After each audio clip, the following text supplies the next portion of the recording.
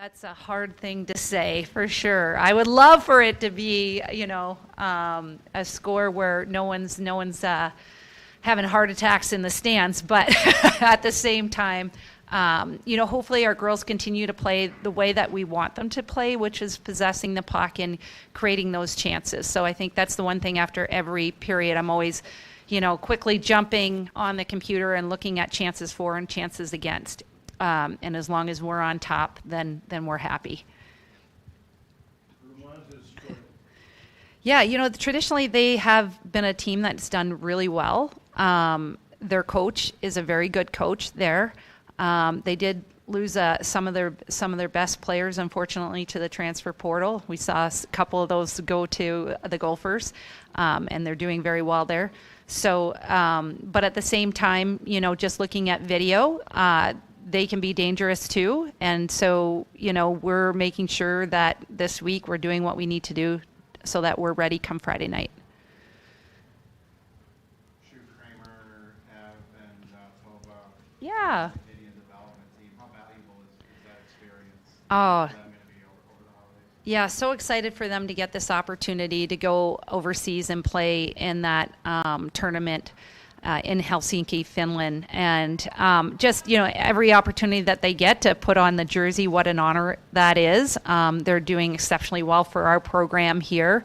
And, also it's going to be great as a coach that they get to continue to play over the holidays so they're not, taking too much time off and losing any of the adaptations that they worked so hard to gain this year in the weight room and on the ice. So, but just so excited for them, so well deserved, all three of them. You like seeing the expansion of the development teams for both? The USA Hockey calls theirs the Collegiate Select. Canada calls theirs the development team. Mm-hmm. Like this expansion beyond just that 3-game series that we usually see in August? Yes. I think anytime you get an opportunity to, get international experience under your belt, you're only growing both as a person and as a player. Is it hard sometimes when they get taken away from our programs? Absolutely. But it's nice that it's happening over the holidays. And, that we have such a big enough holiday that they still are able to spend time with their families, because that's what's really important to help them feel rejuvenated. So when they come back here, they're ready to go for our second half of the season. See, like if they're gonna go. You obviously don't want to see players taken out regularly throughout the season. Yeah. Kind of like the old 4 Nations, 5 Nations, whatever it would be.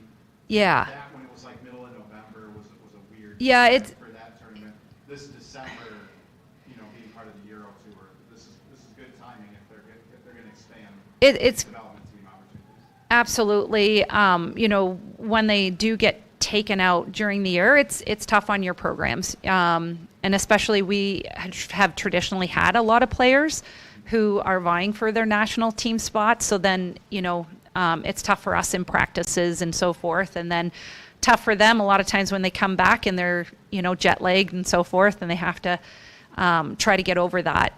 So yeah, it's definitely, as long as they're being taken when we're off, that's preferable. I know some of our kids are being taken during exams, so they're working really hard right now to do their exams ahead of time, but that also adds to academic loads and stresses and things like that. But one thing that I'm so proud of, our student athletes are amazing student athletes, and they take their academics so serious, and they do so well in the classroom. So. Caitlin Never on the last development one. Tova has played her way on after a really strong first half here. Have you seen her game evolve and grow? Yeah. Yeah, she's playing really well for us right now, and I give a lot of credit to her partner. I think I said this last week too, to Nina Jobsmith, one of our captains. Nina just is so good at helping her feel relaxed, and that it's okay to make mistakes, and our whole coaching staff feels that way too. That's the only way that you learn and grow. We want them to try things out there on the ice, and so I feel like she senses that. And, she's been capitalizing so far. So, but she's done a lot of work off the ice as well to get her to where she is today. And so that's a testament to who she is as a person and as a pro. When you talk about some of those things that she's done off the ice, kind of just getting mental straight, little things or some of those things. Yeah, with her physical fitness, and really pushing that. She's worked really, really hard with our strength coach. She knew exactly what she needed to do this summer. And that's where the majority of the work happens, right? It's like, because you get to go home and now it's like, well, okay, no one's watching. What are you doing? And every day, she was like, no, this is where I need to get better. And she did exactly what she needed to do to help her in terms of just her overall fitness, getting into better shape, getting quicker on the ice, faster, all of those things. And now you're seeing that, you're seeing that on the ice, translate on the ice in terms of her ability to find white ice, to get open, to get to the areas of the ice where she needs to be able to put away opportunities. So she's really bought in, and we're just so happy with her play right now. You guys had quite the offensive weekend, constantly putting up 10 goals. How do you manage balancing wanting to keep that up while maybe running some different plays, different systems to get to that next level, but sticking to what you know best? Yeah, I think like a big emphasis for us this past weekend was getting inside the inner ice, getting inside the dot line, and creating opportunities from there.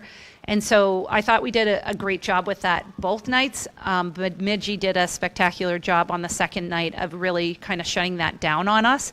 And so now we're trying to take a look at video and see what ways can we now overcome that when teams start to really box it in and block a lot of shots. For us, it's going to be now you got to make sure that you see someone fronting and look off to the side, and people need to recognize when that's happening. And again, try to put more pucks past that slot line to create more scoring opportunities. So that's something that we focused on this week, and hopefully it'll play dividends for us this weekend. What are those conversations between periods on a night like Friday, obviously not being between bunches of two on Friday, but Yep. to manage, yes, we're up by this many goals at a time, but we don't Yep. want to play in place that we actually want to play as if we are down a goal. Something that you've always talked about, like we are going to be okay when we're playing down a goal. We want to be in the Yeah. So one of the things that we did, again, I'm always going to look at scoring chances and scoring chances for and against, and they had some grade A chances against. And so when we went into the locker room, we talked about those chances against, and we just said, like, that's not Bulldog hockey. We were starting to cheat more offensively and forgetting about playing good Bulldog structured defensive hockey. And so we kind of brought that back to the forefront. Again, if we're going to win a national championship, it can't be every once in a while that you play defensive hockey. It has to be in the forefront of your thinking with everything that you do. So we want to be really consistent, a full 60 minutes of playing that way first, and that's how your offense gets created. Yeah, absolutely. That everything starts with defense first. Playing physical, taking the body, not fishing, as I call it. Being that guppy that likes to go after the worm. The worm's the puck. So it's so important. Like, our habits are critical, and playing physical and taking the body is one of the most important habit that we have when we don't have the puck. So that has to always be at the forefront of everything that we do when we're trying to get pucks back. The difficulty in getting shots through the net. Yeah. How do you feel about using offhand shooters on the wings and on points? Yeah, that's actually been brought up. Yes, because then you're able to get inside the dots a lot quicker when you have, a left-handed defense on the right side and vice versa. So that's something that we've definitely have talked about. And one of the things that we always like to try to preach is interchangeability. So the more fluid that we can be on the ice, I think it's harder to defend. And just, for our players, I think it's just getting comfortable with that, and that, it's okay to leave the blue line or to jump into the play and for somebody else to replace you, you know. So we're trying to create those situations and practices so that in games when they do happen, we can take advantage of those opportunities and then reinforce them with video so that they get more and more comfortable with it. How about the wings, like on the power play? Yeah. In the circles, several times you had opportunities for a great one-time Shot, yeah. And they cut the puck on the cross. Yeah. So right now we have two lefties on the flanks. So one is set up more for a one-time, and the other is set up for either a shot or a play, which makes that dynamic in itself, you know. But of course, I think with power plays, it's just you're always reading the play, what is being presented, and making sure that you're taking what's given. Well, when the wings, you talk about getting comfortable, and it is an adjustment. Mm-hmm. But it usually is only an adjustment until they get one chance for a one-timer, and they say, hey, I should have been doing this all along. Yeah. And and not like. The Russians did that in the 70s, all of their players, all of their lines. Yeah. And everyone wondered how they could score so much. Yeah, and look at Ovi, right? if we only all had a shot like that. But I just think it's so important. Like with power plays, you have to take what's being given, and sometimes that cross ice seam pass isn't there. Like some teams really close that off. I thought when we played against Bemidji, I thought it was there more than we took advantage of. So we need to start recognizing those opportunities when they're there. And get better at that, for sure. Sure, you find players coming to college, are they comfortable playing on their outside, whether it's defenseman or wing, or is that something you found you have to kind of teach and develop with players once they get here? Good question. I think, we like to take pride in recruiting the best of the best, no matter where they're from and what programs they play for. And usually those players play all over the ice, for their programs. So I think they're used to it. And then obviously once they come here, it's just adjusting to the pace. Can they do it now at a much faster pace? So that's the little stuff that they have to continue to work at to get better there. I know sometimes in youth situations they love to specialize kids. Yeah. At a younger age. I wonder if Yeah. programs were getting away from that or not. Yeah, I don't think so. I mean, specialization absolutely is happening all across the ice where they're just hockey players and they're not playing other sports, Right, yeah. which I love it when they do play other sports because now I think your hockey set continues to grow the more times that you can see plays developing on different playing fields and recognize those, the greater chances you have at upping your hockey IQ.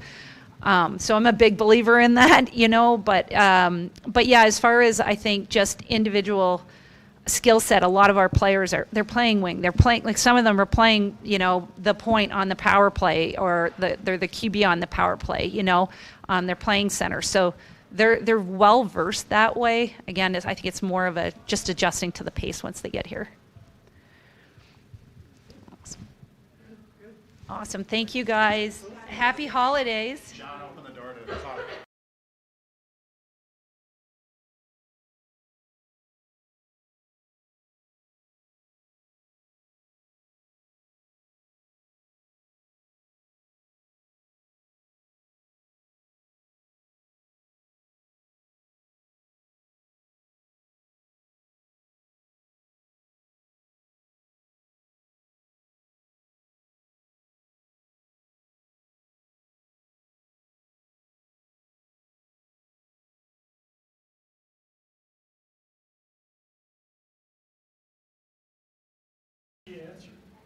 She knows everything, though. That's the thing. Wraparound goal, it wasn't a backhand, and yours was, you kind of moved into the circle. And, Yeah. I mean, you had to shoot quickly, and you got that backhand off, and it was deadly from about, 30 feet. Have you shot a longer backhand than that? Backhand is something I never do because I'm not good at it. It's probably my weakness in hockey, but I kind of just threw it on net and I kind of blacked out when it happened because I saw it go in and I was a little surprised. I was like, oh my gosh, that went in. And I've never scored 2 goals in a game before, so that shocked me too. Even going back to High school I did, Okay. but that's Yeah, high college, school. I think. College, yeah, never scored. I barely score, so. Except this year. Yeah, except this year. So what's it mean to be named to the Canadian development team along with Evan and Caitlin? It's awesome. I was super honored when I got the invite. I didn't make the summer camp, which I was pretty bummed about, but it's something you can only dwell on for like 24 hours and you just got to go back to work. But I'm really happy with how I played the first bit of the first semester, and clearly that helped me get back on that team and get that spot and to go to Finland. I've never played overseas before, so that'll be awesome. And I'm just excited to get with that group, and especially to go with Ev and Kramer, who are great people and great players, so it's going to be super awesome. You were on the U18 teams. Yeah. 1 or 2 U18 teams? Just one. We were supposed to go to Sweden, and then it was like COVID, canceled, and then, Did 1 year. Okay. yeah. And then we ended up going to Wisconsin. Yeah. I was trying to remember which ones you were on. Yeah. So was that your last national team experience playing, not in a camp, but in a tournament? Was it the U18s? In a tournament, yes, with like international, but I went to that summer series just against the U.S. though, but that was a 3-game series, so. Okay. You have done the summer series Yeah. before. Okay. Mm-hmm. So when you're playing on the power play, you move around a lot. Yeah. And we were just talking about that with Laura, but do you feel comfortable on the offhand side?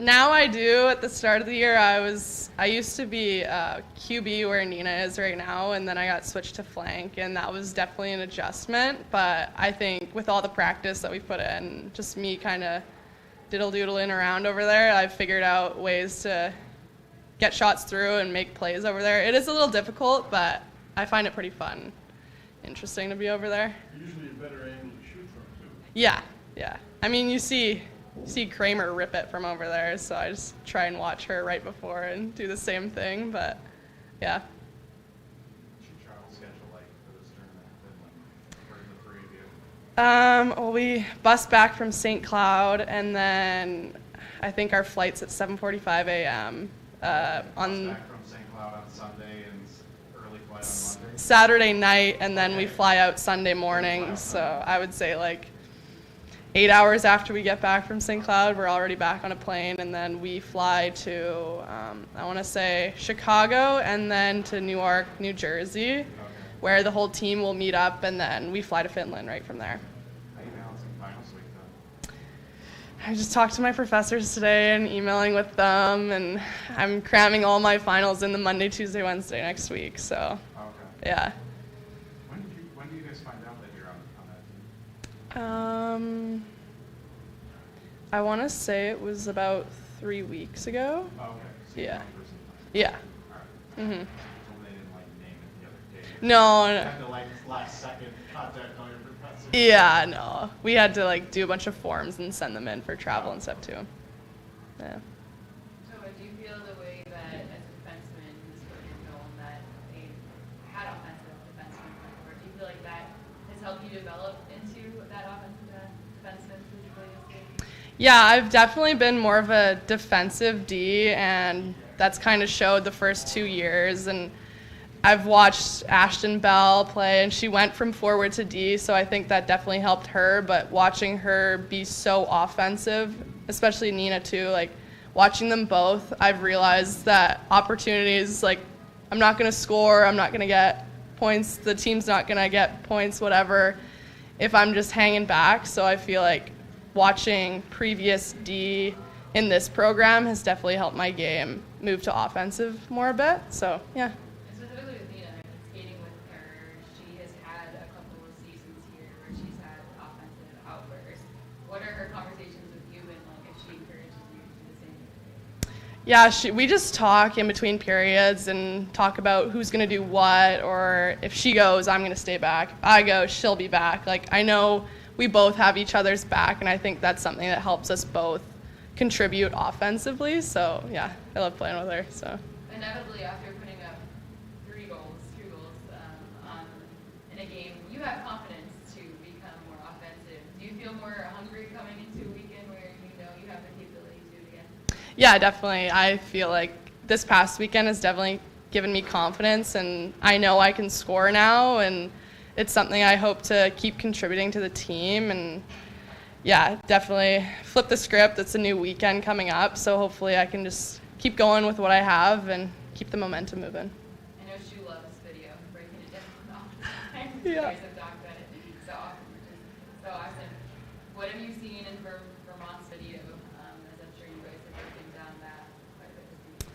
Yeah, I think we've only done video once this week already for them, and I feel like their power play is a little similar to BSU, so hopefully we have some good chances on the power play. But 5-on-5, I would say they forecheck a 2-3, which is something not normally seen in the WCHA, so that'll be an adjustment for us. But I think just as we practice their forecheck in our practices coming up, hopefully we'll capitalize on that and be able to break out. How would you kind of describe your week? Obviously a big series against Bemidji, good conference honors that you get named to Canada. You kind of feel like your phone will just kind of blow up every other day with a new honor, a new accolade kind of thing? Yeah, I've never seen myself on my own phone so much, and it's definitely overwhelming. But it was really cool to see. Like, WCHA Defender of the Week was definitely a really cool honor, and being named to the team and then just having the weekend that I did, I feel like it gives me a lot of confidence moving forward.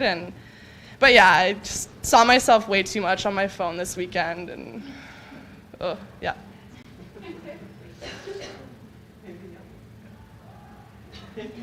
Yeah, thank you. Happy Thanksgiving.